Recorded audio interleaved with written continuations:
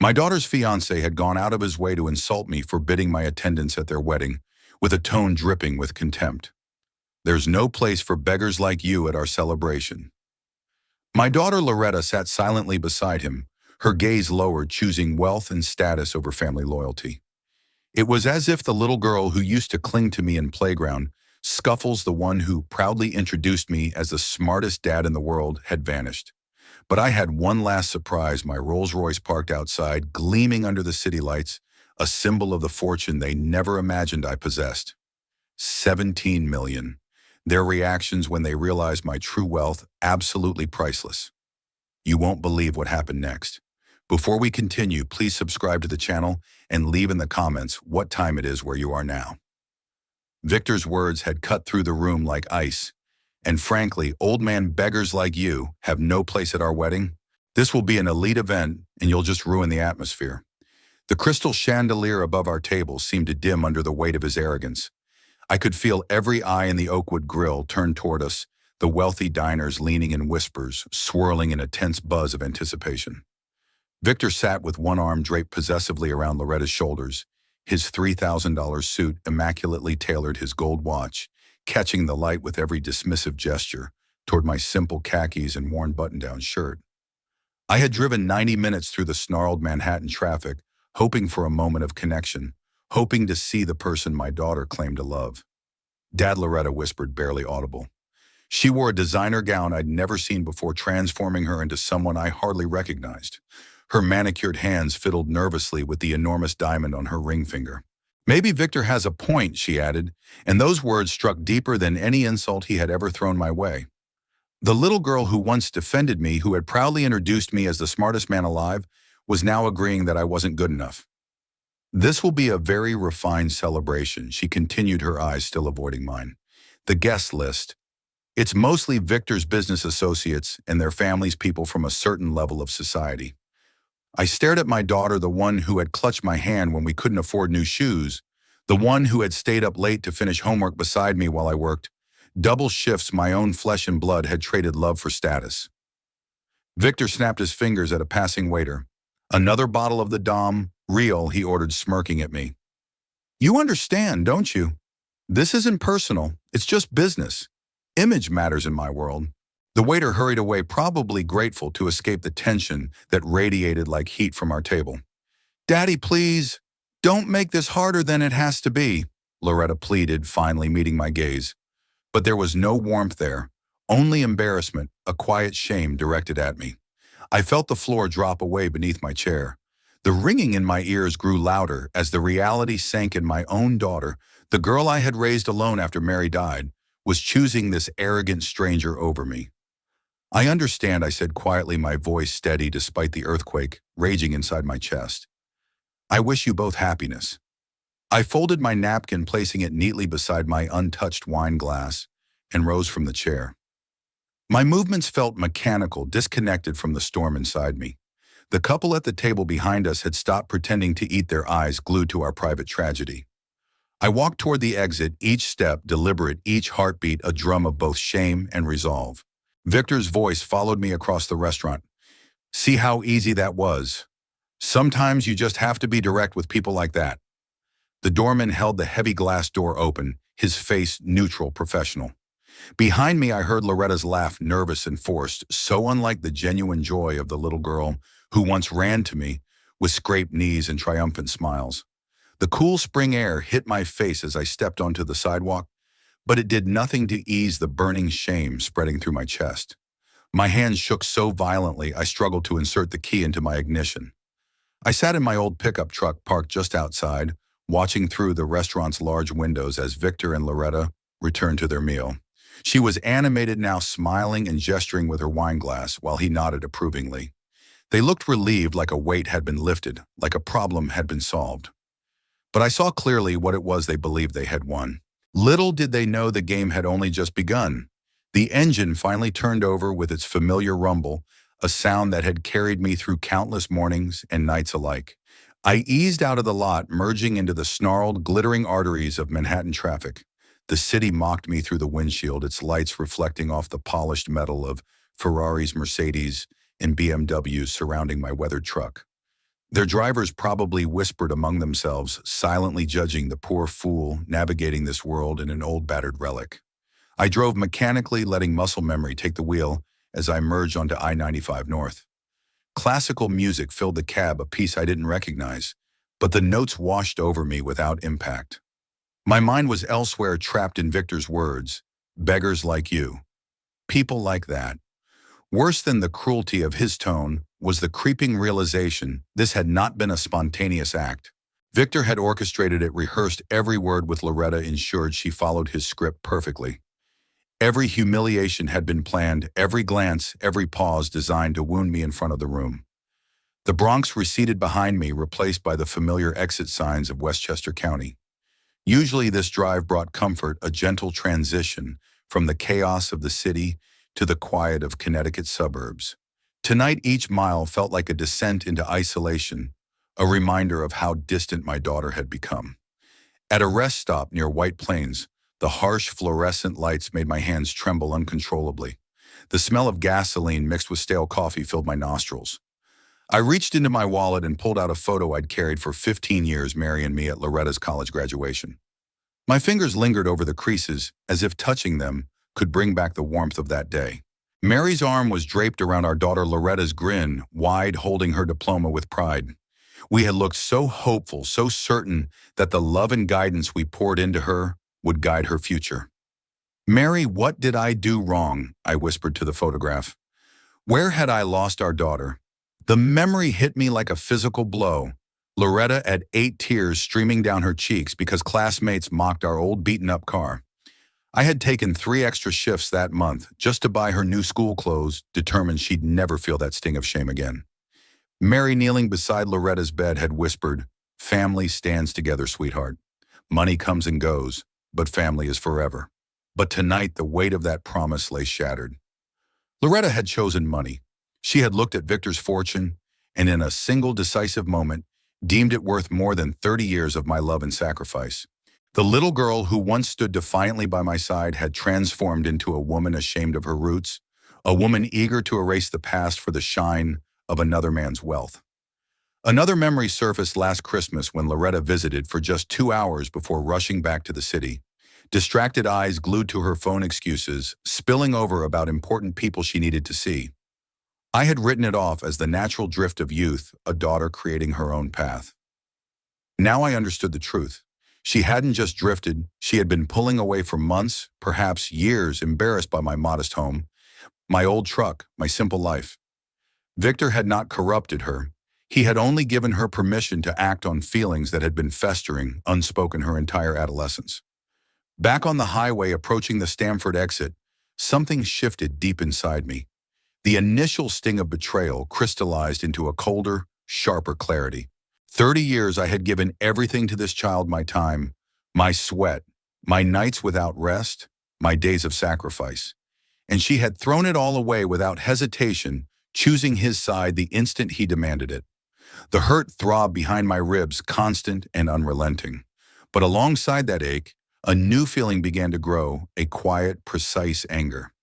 Not reckless, not blind, but a cold, deliberate determination. If Loretta wanted to judge people solely by their wealth, then perhaps it was time she learned exactly how much money was involved. If she had decided that love and loyalty were secondary to status and greed, then I would show her that the scales could be balanced in my favor too.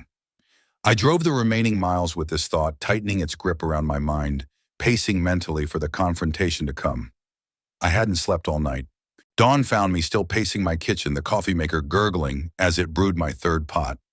The aroma, a feeble comfort against the storm of resentment and strategy that had taken root inside me. The city, the betrayal, the humiliation, it all pointed toward a single truth: the game had changed, and now it was my move. The house felt different somehow, quieter, emptier. The walls once filled with the hum of family life now echoed with the ghost of memories. Family photos lined the mantel above the fireplace, Mary and me on our wedding day, beaming with hope and promise. Loretta's first wobbly steps captured in a Polaroid frame, birthday parties with balloons floating lazily above laughing children, graduations with caps tossed high into the air. Each photo was a reminder of joy, a reminder that once upon a time love had been more important than money. But now Loretta had chosen money over family. If that's how she wanted to measure worth, then perhaps it was time she learned what real money looked like. My heart ached at the betrayal, but beneath it simmered a quiet resolve, a determination to show her the truth of my hidden world. I walked down the wooden stairs to my basement, each step creaking under my weight, sounding like a metronome for the pulse racing in my chest. The morning sun slanted through the small windows, illuminating motes of dust, dancing lazily in the beams. Most of the basement served as my workshop tools hanging neatly on pegboards, a workbench cluttered with half-finished projects and mechanical bits I had intended to complete one day. It smelled faintly of oil sawdust and old wood, a comforting aroma in a world that suddenly felt harsh and foreign. Behind the workbench, hidden under a threadbare tarp, sat the safe. I had bought it in 1995, the same year I made my first real investment, a decision that my colleagues had thought insane. My fingers found the combination, automatically the memory engraved deep into muscle and mind. Mary's birthday, then Loretta's. The heavy door swung open with a soft click, revealing the treasures I had quietly accumulated over decades. Inside, organized meticulously in manila folders, lay my real secret. Stock certificates, investment documents, bank statements, all neatly arranged, a paper trail of decisions that had seemed crazy at the time, but ultimately proved brilliant.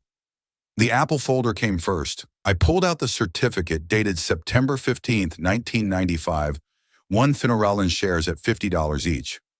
My entire life savings at the time invested in a computer company most people thought was doomed. My engineering colleagues had laughed, called it throwing money away. $50,000 down the drain, my boss had scoffed. You could have bought a nice car with that money. Instead, I had bought Apple stock 3 months before the announcement of Steve Jobs' return, a gamble that now glowed in retrospect like a beacon of foresight. The Tesla folder was even thicker, documenting my second major leap of faith in 2003, when Elon Musk was little more than a Silicon Valley dreamer with an impossible idea about electric cars. Another $50,000 invested against all conventional wisdom in a vision that most would have called foolish. I fired up my old laptop and checked the current stock prices. The numbers glowed on the screen, almost unreal in their magnitude. Apple, $247 per share. Tesla, $189 per share. With splits and dividend reinvestments over the years, the figures had multiplied beyond anything I could have imagined. My calculations made my pulse quicken. Apple alone, $12 million. Tesla, $4 million. Other smaller investments added another million. A total of $17 million quietly sitting in my basement, hidden untouched, while my daughter had looked me in the eye and called me a beggar. I pulled out another folder, the one that cut the deepest, the wedding gift I had been preparing for Loretta for 3 months, a trust fund worth $10 million. Structured carefully to provide for her future, while encouraging education and charitable giving, it was meant to be a surprise during my wedding speech, a gesture of love, security, and pride. Now it lay in my hands like a bitter reminder of cruel irony. She had humiliated me for being poor while sitting across from a man worth more than everyone in that restaurant combined. She had chosen Victor's flashy wealth over the quiet, substantial abundance her own father had built with sweat, foresight, and patience. I closed my eyes, letting the anger and disbelief settle, then reached for my phone and dialed James Thompson, my broker for the past 15 years. Leland James answered, surprise in his voice. You never call during business hours. Is everything all right? Everything's fine, James. I said, my voice calm, controlled though a storm raged beneath the surface. I just need to verify some numbers before an important transaction. The morning sun crept higher into the sky, illuminating the safe and the stacks of folders that had been my secret life. Today, everything was about to change. Today, my daughter would learn that the man she dismissed as a beggar had quietly amassed a fortune that could eclipse the world she had so eagerly chased into Victor's arms. I needed to make some changes to my will, specifically to Loretta's inheritance. The thought had been nagging at me since last night, a cold clarity cutting through the hurt. Changes. But I paused for a moment, letting my mind sift through the betrayal. Leland, what's happened? I whispered to myself. Let's just say circumstances have changed. I want to revise the trust fund arrangements. As I talked through the details with my attorney, a strange satisfaction began to build inside me. It wasn't joy, nothing like that, but a quiet, almost delicious sense of control. Victor wanted to play games with money, wanted to judge people by their bank accounts, wanted to exclude anyone he deemed unworthy. Perfect. I could play that game too. And unlike Victor, I actually had the resources to make it interesting, to set the stage in a way that he could never anticipate. I carefully returned all the documents to the safe, the cool metal of the lock solid beneath my fingers, and spun the combination with deliberate precision. Walking back upstairs, I caught myself smiling for the first time since last night. Not a warm, forgiving smile, nothing gentle, but a smile that carried a cold, calculating edge. If Loretta wanted to learn about real money, about actual power, I was more than happy to provide that education.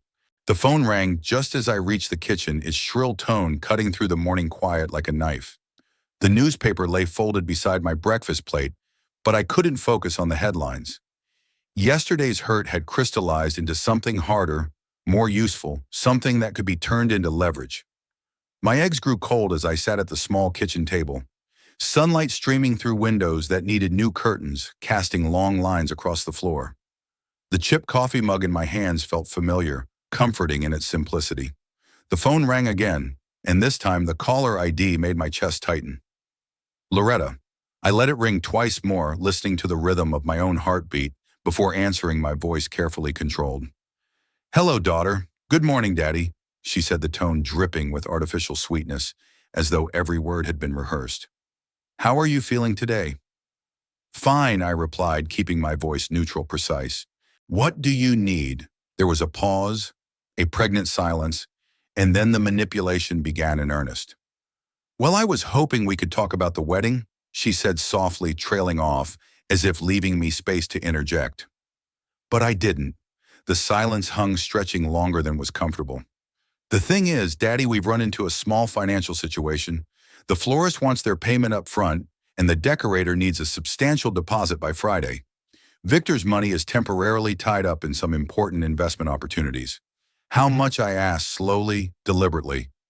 $30,000, she said casually, almost as if she were commenting on the weather. I know it sounds like a lot, but everyone else's parents are contributing significantly. I just thought you want to help make my special day perfect. The audacity hit me like a physical blow. Yesterday I had been a beggar, unfit to attend her wedding. Today she was asking me for $30,000. The shift was dizzying, almost surreal.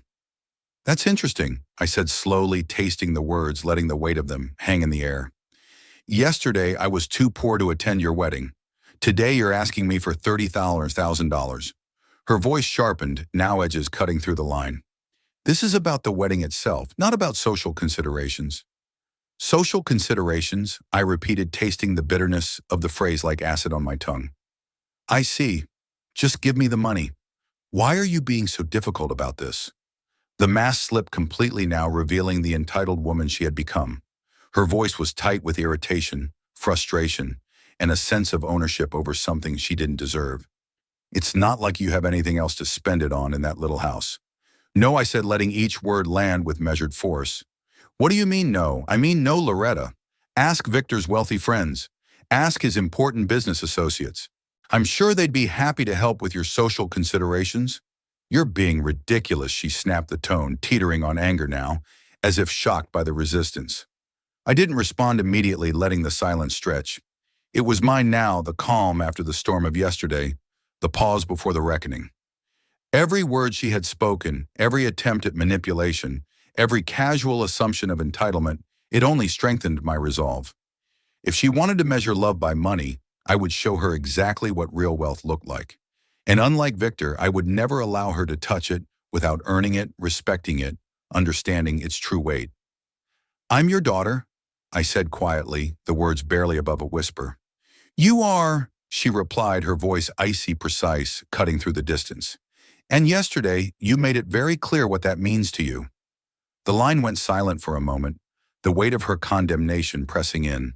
When she spoke again, her voice was cold, calculating, stripped of warmth. Fine. Don't help, but don't expect any relationship with me after this. Victor's voice followed, immediately smooth and patronizing. I don't need people in my life who won't support my happiness. Goodbye, Loretta, I said firmly, hanging up before she could respond. The kitchen fell silent again, but the quiet now felt different, emptier, colder. I sat staring at the phone, letting the events sink in. $30,000. More money than most people earned in a year, requested casually as if it were nothing more than borrowing 20 bucks for lunch. She had no shame, no recognition of yesterday's cruelty, no acknowledgement of her own betrayals. In her mind, the wedding justified everything. It erased the years of love, sacrifice, and devotion I had poured into her life. I pulled out my calendar and studied the date circled in red: June 15th, just 3 weeks away. 3 weeks to teach her exactly what real money looked like. The next 3 weeks passed in a slow, deliberate rhythm. Every day was spent planning, calculating, and quietly coordinating with my broker. I researched, made phone calls, and ensured every detail was accounted for. Every element of the wedding, every cent, every guest, every arrangement was potential leverage. I had to be precise. There could be no mistakes. Saturday afternoon found me at the corner cafe in downtown Stamford, seated at an outdoor table bathed in the spring sunshine. I had chosen this spot deliberately. Emily often came here on weekends to grade papers and plan lessons. My newspaper served as a prop casually draped over the table, while a cup of coffee slowly cooled beside me. My heartbeat steadily controlled, but there was an undercurrent of anticipation that made my palms itch. She appeared right on schedule. Laptop bag slung over her shoulder, smiling brightly, completely unsuspecting. "Mr. Watkins?" she exclaimed, her face lighting up with genuine pleasure. "What a wonderful surprise. Are you here planning wedding surprises too?" Perfect. She had given me exactly the opening I needed. "Emily, how lovely to see you. Please sit down." I gestured to the empty chair across from me, my tone calm, fatherly, seemingly interested. "Wedding surprises?" she asked eagerly, practically glowing with excitement. "Oh, I probably shouldn't say anything, but since you're Loretta's father, I've been helping with some of the final details. June 15th is coming up so fast." "Indeed it is," I said, leaning forward, feigning fatherly interest, masking the storm of calculation brewing beneath my calm exterior.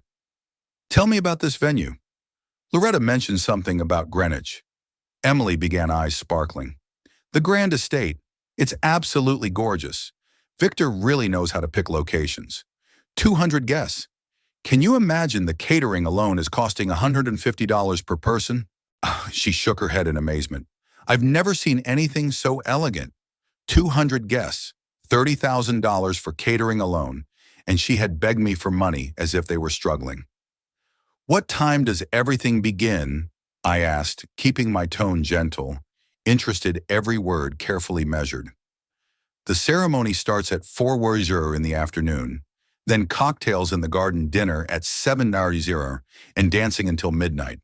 There's even valet parking." Victor insisted on it. "His business associates expect a certain level of service."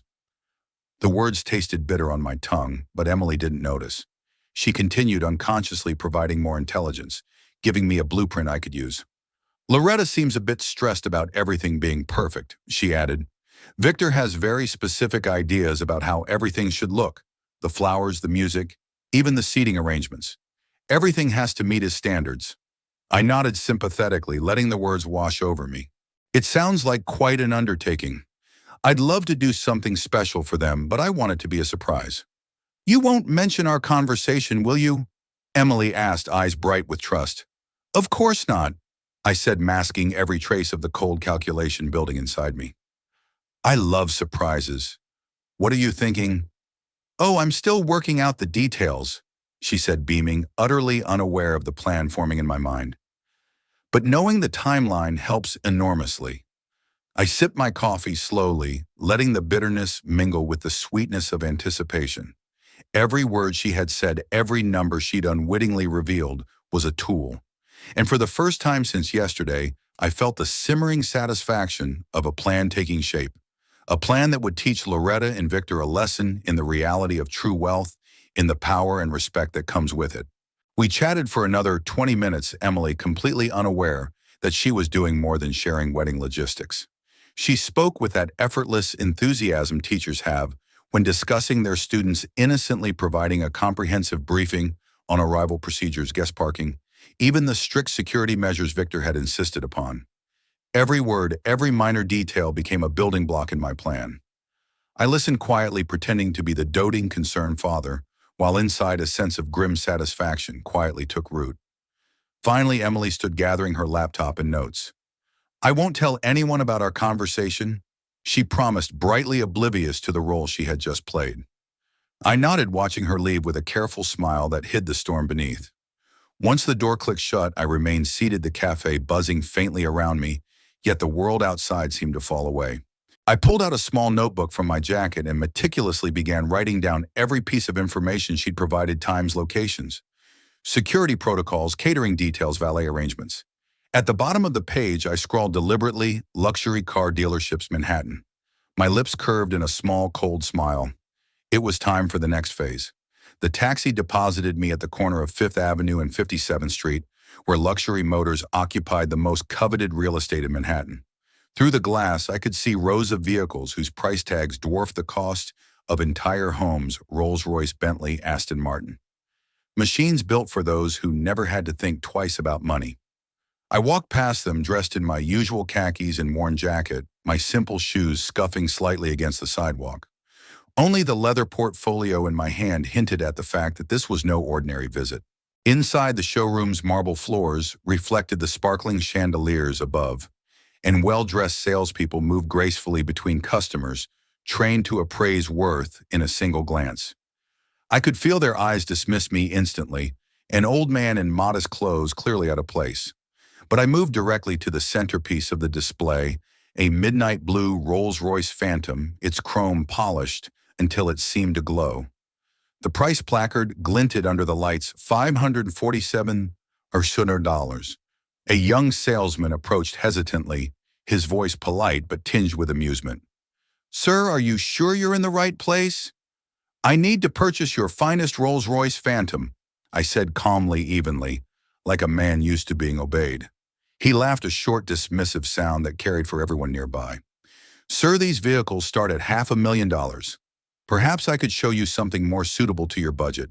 I could feel the eyes of the showroom's patrons on me, amused, curious, waiting for the inevitable embarrassment. I reached into my portfolio and withdrew a certified bank check for $500,000. I placed it gently on the glass counter. The transformation was immediate. The salesman's smirk vanished, replaced by stunned disbelief. Within seconds, a manager appeared, then another, their previous disinterest replaced by eager attentiveness. I'm so incredibly sorry, Mr. Watkins, the first manager said, almost stumbling over his words. Please let me show you our premium models personally. For the next hour, I was treated like royalty. Every feature was demonstrated with meticulous care. Every technology package explained in lavish detail. I moved decisively, selecting the exact configuration I wanted: midnight blue, exterior cream leather, interior fully loaded with every available option. The staff watched in silent astonishment as I finalized choices worth more than many of them earned in an entire year. We also offer premium chauffeur services, the manager said as we finalized the paperwork, his tone reverent. Our best driver is Marcus Thompson, former military. Impeccable record, complete discretion, guaranteed. Within minutes, Marcus arrived, tall, professional, perfectly uniformed. His handshake was firm, his manner respectful, almost reverential. It would be an honor to work with you, Mr. Watkins, he said. I explained my simple requirement: June 15th, a wedding in Greenwich. He nodded, already envisioning the assignment. Sitting in the showroom, watching the Phantom gleam under the lights, I felt a chill of satisfaction. Victor had judged my worth based on appearances, had tried to humiliate me. But now the tables were turning. The vehicle wasn't just a car, it was a statement, a herald of what real wealth looked like. And when June 15th arrived, Loretta and Victor would see that wealth firsthand, in a way that would leave no room for argument or denial. The details are somewhat unconventional, I said, keeping my tone calm, almost casual, but inside my chest beat a rapid rhythm. Marcus nodded, unflinching. I understand completely, sir. Discretion and professionalism are my specialties. His calm certainty mirrored the resolve I felt building within myself. As I signed the final documents, glancing at my calendar, my eyes fell on June 15th, circled boldly in red. Just 2 weeks away. The realization struck me like a bolt of lightning. Everything was falling into place perfectly. Every careful step, every phone call, every calculated action was converging toward that single day. The transformation I had planned meticulously with patience and precision was about to come alive. The same people who had dismissed me an hour ago, the showroom staff at Rolls-Royce, now practically bowed as I left their newfound respect purchased with a single check. Their eyes followed me as I stepped out, glimmering with the same mixture of awe and disbelief I imagined would soon play across Loretta and Victor's faces. They too would soon learn the lesson about assumptions, appearances, and the power hidden behind quiet determination. 3 weeks ago, I wouldn't have dared step into a place like Brooks Brothers, the Madison Avenue flagship store, gleaming like a temple dedicated to wealth and refinement. Its polished windows displayed suits that cost more than most people earned in a year, and the doorman, pristine in his black uniform, would have regarded me with polite disinterest at best. But today was different. Today, stepping out of the taxi onto the bustling sidewalk, I carried myself with a new air, a quiet authority that had been forged in the last few days. The success at the Rolls-Royce dealership had changed something fundamental inside me, an awakening I hadn't anticipated, a sense of power that wasn't about showiness, but presence. Even the doorman, usually aloof, gave me a respectful nod as I entered the elegant showroom. Inside, crystal chandeliers cast a warm glow over displays of Italian wool, Egyptian cotton, and hand-stitched leather accessories. Consultants moved between clients with the practiced efficiency of those who live in a world where money was never an obstacle, every gesture precise and calculated. One stepped forward impeccably, groomed his own suit flawless. "Good afternoon, sir. How may I assist you today? I need a complete transformation," I said simply, deliberately letting the weight of my words settle in the air between us. "Custom tailoring, accessories, everything. I have an important event in 3 weeks." The consultant's eyes sparkled with professional curiosity. "Excellent. Let's begin with measurements and discuss the image you'd like to project." For the next 2 hours, I was immersed in an education in luxury I had never imagined I would need, but now craved. He explained thread counts, fabric weights, stitching techniques, and the subtle differences that distinguish the ordinary from the extraordinary. Every measurement was precise, every recommendation tailored to convey authority, respect, and undeniable presence. We selected a deep charcoal gray Italian wool so fine it felt like silk beneath my fingers. "I need to look like a millionaire," I told him with deliberate clarity. "This suit must command respect." "Exactly what this fabric cut and tailoring will achieve, Mr. Watkins," he replied with conviction. "Classic lines, impeccable fit, subtle but powerful presence. The moment you enter a room, people will respond." We moved on to accessories. A Rolex Datejust, gleaming gold and steel, its $15,000 price tag, a whisper of power. Egyptian cotton shirt, soft and crisp, a silk tie with burgundy threading, so subtle it only revealed itself to those paying attention. Italian leather shoes, hand-stitched in Florence. Each item alone cost more than my old monthly budget, yet together they formed a coherent image of wealth, authority, and self-possession. The preliminary fitting revealed a man I barely recognized in the mirror. The suit transformed my posture, my bearing, my entire presence. Gone was the modest retiree from Connecticut. In the reflection stood a man who commanded attention, who exuded confidence, and whose quiet power made others notice even without words. "We'll have everything ready by June 12th, the consultant promised as I wrote another substantial check. "Final fitting on the 13th, and you'll be perfectly prepared for your event." Walking back onto Madison Avenue, I caught my reflection in the store window. Even in my old clothes, something fundamental had changed. The way I held my shoulders, the steadiness of my gaze, the faint knowing smile playing at the corners of my lips, all spoke of preparation, control, and inevitable revelation. June 15th was exactly 3 weeks away. 3 weeks to show them who I truly was, to rewrite the story that Victor and Loretta had thought they controlled. I pulled out my phone and scrolled to Marcus's number. The next phase was ready to begin. The game was no longer theoretical. It was about to be played in full view, with lessons in power, wealth, and respect written in the language these two would understand all too well. There were final arrangements to discuss, timing to coordinate, details to perfect. Every element of the plan had been rehearsed, every movement premeditated. The transformation was nearly complete. Dawn broke clear and bright on June 15th, spilling golden light across my modest bedroom. For the first time in months, I awoke naturally at 6 a.m. No alarm needed, as if the universe itself recognized the significance of the day. Today felt different, charged with possibility, heavy with destiny, the kind of morning that prickles at your skin and sets your mind ablaze. Breakfast was simple eggs, toast, black coffee in my familiar chipped mug.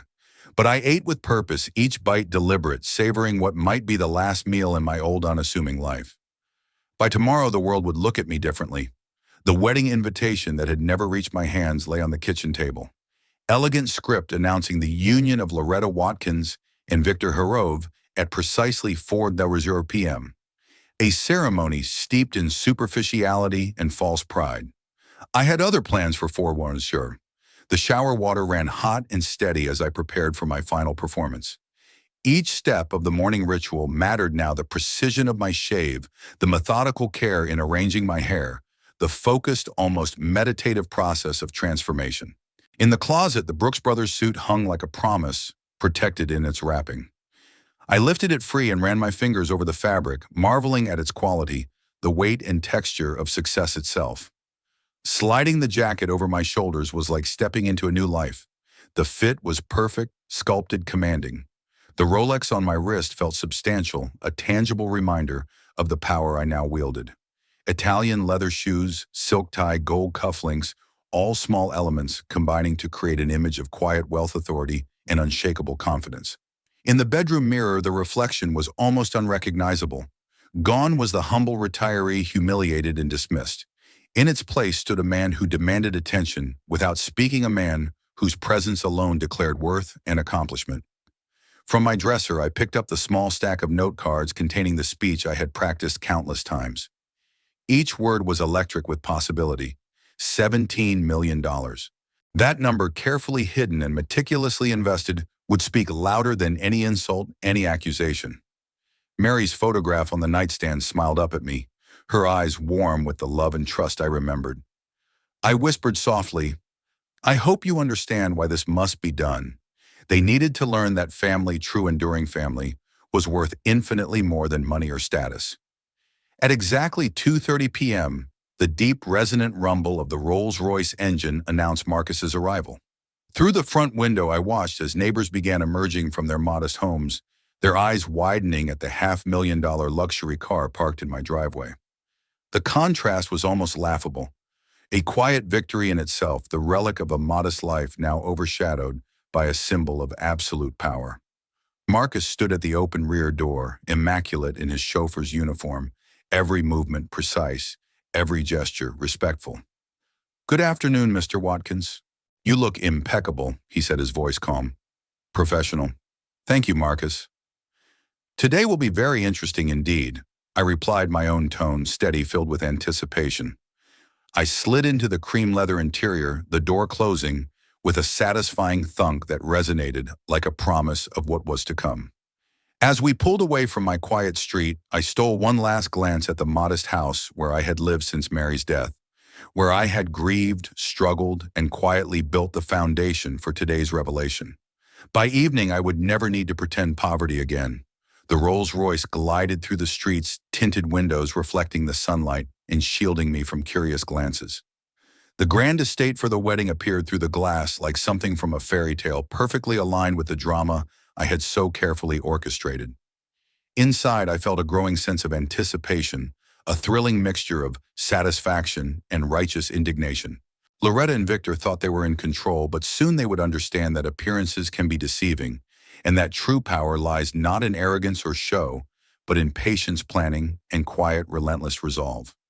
Every gear shift, every turn, every quiet breath was part of the prelude to the moment they would finally see me as I had always been, the man who built his life with care, intelligence, and integrity, and who was more than ready to show them exactly how valuable that could be. Manicured gardens stretched endlessly across rolling hills, punctuated by marble fountains that danced in the sunlight and classical statuary that seemed to silently observe the elegant scene. The main building rose 3 stories in Georgian splendor, its white columns and sweeping terraces declaring opulence in every architectural detail. Each window, each cornice, each meticulously trimmed hedge whispered the same message: wealth, influence, and unassailable taste. Impressive venue. Marcus observed, his voice low and professional, as we approached the circular drive, where other luxury vehicles deposited their passengers. Indeed, Victor certainly knows how to spend money. Bentleys, Lamborghinis, and Mercedes-Benzes gleamed under the afternoon sun, their polished surfaces reflecting manicured gardens and tuxedos alike.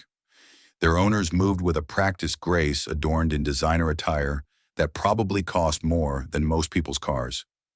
I estimated at least 200 guests scattered across terraces and gardens, their laughter light conversation, and the clinking of crystal creating a refined symphony of celebration. The air smelled faintly of roses and freshly mown grass, mingling with the subtle perfume of affluence. Marcus positioned the Rolls-Royce Phantom flawlessly at the main entrance, directly in the line of sight of the gathering crowd. The car's deep, midnight blue paint caught the sunlight like liquid sapphire, its chrome gleaming with a quiet authority. As Marcus rounded to open my door, I glimpsed Loretta and Victor near the garden entrance, greeting arrivals with perfectly rehearsed smiles and practiced enthusiasm. They looked radiant, confident, completely unaware that the world they had so carefully constructed was about to be disrupted. "Shall I wait here?" Sir Marcus asked, his tone deferential yet steady. "Yes," I replied, a subtle smile playing at the corners of my lips. "I suspect this won't take very long." The moment I stepped onto the stone drive, conversations faltered mid-laughter. Heads turned as the Phantom gleamed, commanding attention, but it was my presence that sealed the fascination. Whispers rippled through the crowd like a gentle wind stirring the branches of an ancient oak. "Who is that?" a voice murmured behind me. "Look at that car. That's a Phantom, at least $500,000. Another whispered, excitement edging the words. "Is that—" Loretta's father, someone else asked, doubt lacing the tone. The murmurs spread, subtle but insistent, weaving their way through the terraces, reaching even the farthest guests. Every step I took toward the reception area was deliberate, measured, designed for maximum impact. My Italian leather shoes clicked authoritatively on the stone pathway. The Rolex on my wrist caught the afternoon sun, gleaming with quiet power and precision. And then she saw me. Loretta's eyes locked onto mine first. Her champagne glass froze midway to her lips, her expression a rapid-fire sequence of confusion, recognition, and outright shock. Her fingers clutched Victor's arm as if for balance, whispering something urgent. Victor's head snapped up, his confident smile faltering, replaced by a tense frown. I could see the gears turning in his mind, the frantic calculus of reconciling the beggar-like figure from the restaurant with the unmistakably wealthy and composed man striding toward him now. Every detail, the immaculate suit, the commanding posture, the air of authority, challenged the reality he had believed. "Mr. Watkins," Victor's voice cracked, betraying the slightest hint of fear as he hurried forward, Loretta stumbling to keep pace. We simply forgot to send you an invitation. How wonderful that you could make it anyway." Victor stammered, his polished demeanor unraveling under the weight of disbelief. "How considerate of you to remember me now," I replied smoothly, accepting a champagne flute from a passing waiter. My tone was calm, measured, almost amused, as if the transformation of perception itself were a performance. "Lovely venue. You have excellent taste." Around us, the guests continued to watch, eyes wide with curiosity, reassessing everything they had believed about the couple and their world. Wealth attracts wealth, but confidence commands attention, and I could feel their gaze pulling closer, eager to understand this sudden, astonishing development. Victor struggled to maintain composure, his mind a whirlwind of panic, disbelief, and frustration. The impossible had arrived in his carefully curated world, and it walked toward him with the quiet certainty of inevitability. I took another step forward. The stone pathway beneath my Italian shoes resonated with authority, echoing the quiet declaration I had spent months preparing. Today the lesson would begin. Today the illusion of power would be confronted with reality. The man Victor had mocked as a beggar had arrived in a Rolls-Royce, its deep midnight blue paint gleaming like liquid sapphire under the ballroom lights. My Brooks Brothers suit clung perfectly, the subtle sheen of Italian wool catching the light with every movement. My Rolex glinted on my wrist, a quiet testament to the quiet power I now wielded. I sipped my champagne, feeling the cool glass in my hand, and checked the time, 3:55. 5 minutes until the ceremony's perfect conclusion, perfect timing for what was about to happen. The reception flowed seamlessly from the ceremony into celebration. Guests mingled elegantly on the terrace, champagne flutes in hand, their laughter blending with the soft notes of a string quartet as they discussed the ceremony and the mysterious, wealthy father whose arrival had become the talk of the evening. I moved with purpose, positioning myself near the head table, the champagne glass now a prop in a performance months in the making. Every step, every gesture calculated to command attention. Loretta's eyes kept flicking toward me. Her smile strained her composure, faltering as she tried and failed to reconcile the man she had humiliated with the presence before her. Victor maintained his confident facade, but I caught him leaning close to his groomsman, whispering urgently, his brow furrowed in a mix of confusion and panic. The beggar from the restaurant, transformed into undeniable wealth and power, was standing mere feet away. The moment I had been waiting for arrived. The wedding coordinator tapped the microphone, her presence demanding attention. "Ladies and gentlemen, before we begin dinner, we have a special toast from the bride's father, Mr. Leland Watkins." Perfect. I rose, every muscle in my body poised, and walked to the microphone stand. Conversations died mid-sentence as 200 guests' eyes fixed on me, a sudden hush falling over the ballroom. The string quartet's soft music seemed to fade, leaving only the weight of expectation. Loretta's eyes shone with a mixture of hope and anxiety, perhaps thinking this would be a traditional sentimental blessing. She was wrong. "Dear guests," I began, my voice steady, resonant, carrying clearly across the room. "Thank you all for joining us to celebrate my daughter's wedding. This is truly a magnificent venue, and I can see that no expense has been spared to make this day memorable." Polite murmurs of agreement rippled through the crowd.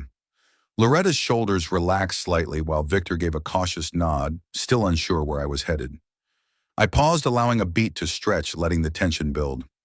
"Some of you may not know me well," I continued, eyes sweeping the room slowly, deliberately. "I am Leland Watkins, Loretta's father, the same man some people have described as a beggar." The word hung in the air like a thunderclap. Conversations halted mid-laugh, forks paused in mid-air, and all eyes turned toward the bridal table. Victor's face drained of color, his confident mask cracking as he struggled to comprehend the transformation before him. "I hope you won't mind if I share a little story about family values," I said, my hand moving smoothly into the inside pocket of my jacket, fingers brushing the folded documents I had brought specifically for this moment, and about the true measure of a person's worth. Across the ballroom, several guests discreetly pulled out their phones, sensing that something extraordinary, unprecedented was about to unfold. Loretta's champagne glass quivered in her hand as she stared at me, eyes wide, alarm and disbelief mingling in a cocktail of panic. The tension in the room was palpable, a living thing wrapping around every guest like an electric current. I took a slow breath, savoring the anticipation, feeling the culmination of months of planning, quiet anger, and meticulous preparation coalesce into this singular moment. Every whisper, every stolen glance, every flicker of doubt in Victor's eyes fed a deep satisfaction within me. Tonight, lessons would be learned, assumptions shattered, and illusions destroyed, all before the first course of dinner was even served. And so, standing there in the soft golden glow of crystal chandeliers, champagne glass in hand, I prepared to reveal not just wealth, but the principle that had guided my life. That money is meaningless without integrity and family. The true measure of a person is worth more than all the gold in the world. This wasn't the grateful, sentimental father's toast Loretta had expected. The room held its collective breath. "What you don't know about that description," I said, slowly pulling the papers partially from my pocket so every eye could follow the movement, "is what these documents truly represent." A hush fell over the ballroom, so complete that I could hear the soft clink of crystal glasses, the rustle of silk and satin as guests leaned forward in anticipation. Phones appeared, discreetly capturing the moment that was clearly turning into something historic. The papers rustled gently as I unfolded them, and the sound seemed magnified in the tense silence. "Let me tell you exactly what these contain." I continued, my voice calm but firm, deliberate in every syllable. "These documents," I said, holding them up, "represent my personal investment portfolio. Current value $17 million. The reaction was instantaneous. Gasps erupted, followed by a rising murmur that grew into outright whispers. "17 million," someone exclaimed. "Did he say million? This is unbelievable." I let the nearest guest glimpse the official brokerage letterhead and the staggering numbers. Apple stock purchased in September 1995 for $50,000. Tesla stock acquired in 2003 for $50,000 more. Both now worth millions. Loretta's champagne glass trembled and slipped from her nerveless fingers, shattering into pieces on the marble floor. Her lips parted, but only a whisper came out. "Dad, please." Her voice was lost in the astonished chatter of the crowd. "I am not," I said, projecting calm authority, "and I have never been a beggar." I paused for effect, letting the words sink into every listener. "I am, however, a father who was publicly humiliated by my daughter's fiancé for the simple crime of dressing modestly."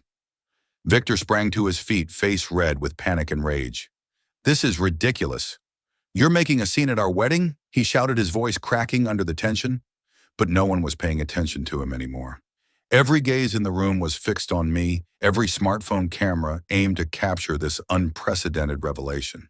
Originally, I had planned a different gift for Loretta's wedding, a $10 million trust fund carefully structured to provide for her future security, encouraging education, philanthropy, and independence. The number landed in the room like a physical blow. Guests gasped. Some had to cover their mouths to contain surprise. Loretta's face turned pale as she struggled to process the magnitude of what I was revealing. 10 million? She breathed, barely audible. The betrayal from 3 months ago, the humiliation, the dismissal, the support she had given Victor over me, was now laid bare in front of everyone. The crowd collectively turned toward Victor and Loretta, social calculations flickering across wealthy faces. Curiosity transformed into judgment, and whispered reassessments of character rippled through the room like electricity. With a calm flourish, I produced the final set of documents, letting the weight of the moment settle over the ballroom. "My entire $17 million fortune," I announced, voice ringing, "clear, will be donated to educational charities, specifically scholarships for children from modest backgrounds. Children who, like some people, might be judged as beggars by those who value wealth over character." The documents in my hands were legally binding trust agreements signed and finalized just yesterday.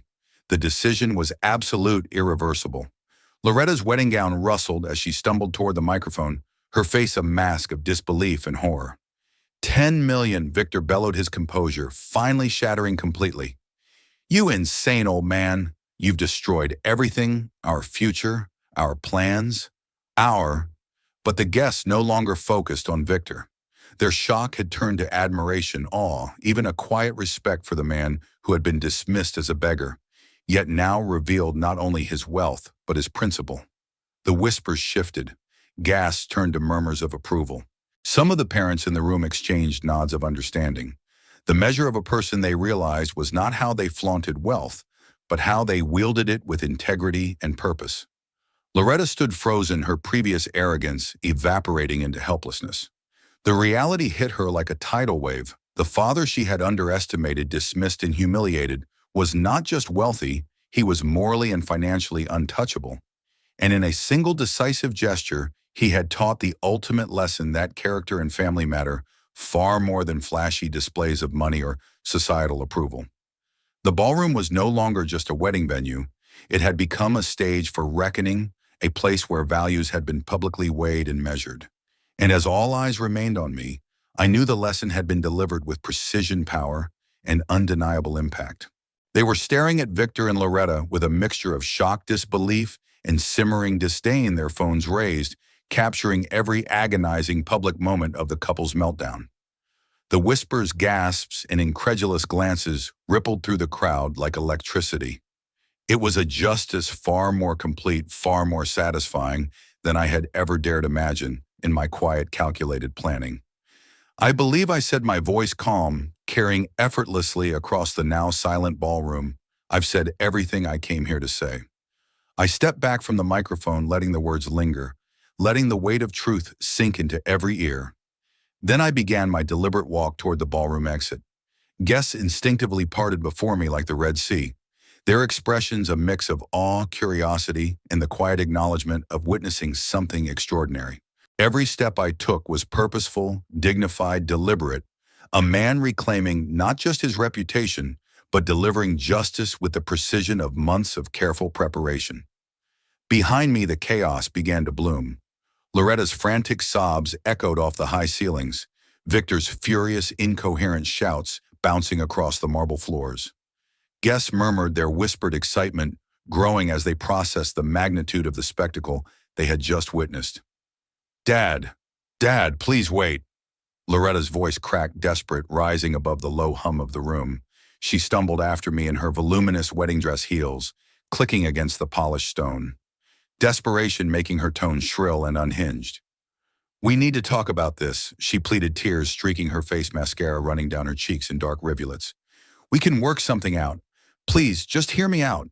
I paused, turning slowly to face her, meeting her tear-streaked face with the calm, unshakable composure of a man who had spent months orchestrating this moment to perfection. "Daughter," I said quietly but firmly, "you made your choice 3 months ago. You called me a beggar, and you supported your fiancé in humiliating me. That was your decision. Cruelty is a choice, Loretta. And now, I've made mine." Her lips trembled as she tried to form words, but I continued, voice steady, each syllable measured. "I'm sorry, but I was wrong about everything. I misjudged your sense of loyalty. I misjudged your heart. Some choices, Loretta, have permanent consequences. You chose his money over your father's love. Now you must live with that decision." Behind her, Victor's meltdown reached its own chaotic crescendo. "This is insanity," he bellowed, turning to anyone within earshot. "He's lost his mind completely. You can't take seriously the ravings of a deranged old man." But even as he shouted, the wealthy guests surrounding him instinctively began to step back. Their eyes were cold, assessing, calculating. They had witnessed a man willingly relinquish $10 million through deliberate, principled action, and they silently judged the spoiled arrogance that had led to that loss. An elderly gentleman muttered to his wife, his voice low but cutting through the room, 17 million. 17 million thrown away because he was treated like a beggar. Unbelievable. I continued my measured, deliberate walk toward the exit, Loretta's frantic pleas trailing after me like echoes of guilt and regret. Each word she cried seemed to dissolve into the marble floor, unheard by anyone but me. The ballroom doors opened onto the grand foyer of the estate. Marcus waited by the Rolls-Royce Phantom, immaculately dressed, professional as ever. His posture was perfect, his calm a stark contrast to the chaos behind us. "I trust everything went well, sir," he asked, opening the rear door with precision and courtesy.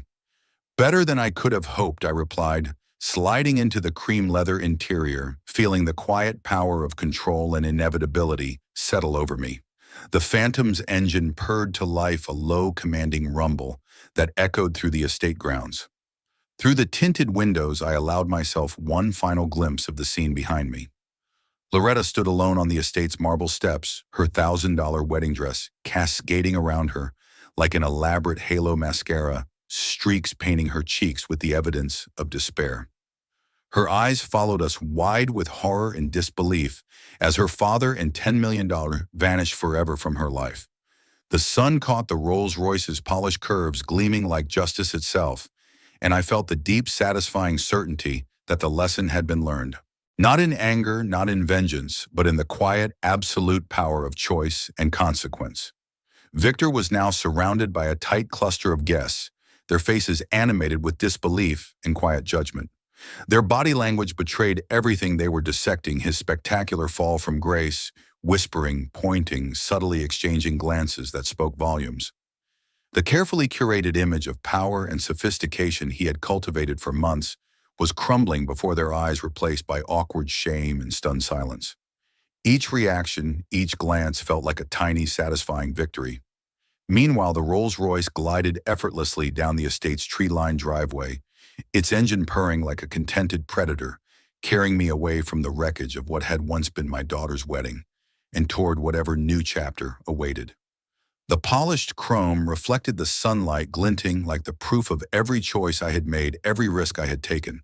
From the tinted windows, I could see the terrace still alive with murmurs, gestures, and the unmistakable stir of gossip as the guests recounted the unprecedented scene they had just witnessed. My phone buzzed insistently in my pocket, vibrating against the leather of my coat. Emily perhaps sending a quick debrief or excited commentary. Loretta possibly still desperate to undo the damage to plead to manipulate. Maybe even one of the guests bold enough to reach out for clarity on what had just occurred. I ignored it all, letting the device fall silent. Justice, I reflected, as the Connecticut countryside rolled past in soft green waves, had never tasted so sweet. The man who had been humiliated 3 months ago, the modest retiree, the supposedly beggar, was gone forever, replaced by someone far more than that. A man who had not just claimed his worth, but had displayed it for all to see. Wealth, I realized with a quiet, satisfying smile, had never been about money. True wealth was dignity, respect, knowing your own value, and refusing to allow anyone to define it for you. Some lessons I mused were priceless, yet for the right moment were $17 million to teach. The horizon stretched ahead, dotted with Connecticut farms, the occasional barn, and the soft shimmer of a river catching the morning sun. Freedom felt tangible, a warm weight in my chest, and with it the serene knowledge that I had turned humiliation into empowerment. The quiet thrill of victory nestled alongside a deeper sense of peace. Today had been about much more than money. It had been about restoring justice, reclaiming honor, and teaching that respect cannot be bought, only earned. If you like this story, please like this video, subscribe to the channel, and share your impressions of this story in the comments. To listen to the next story, click on the box on the left and let yourself be carried into another tale of betrayal, strategy, and the satisfying, unexpected justice that follows.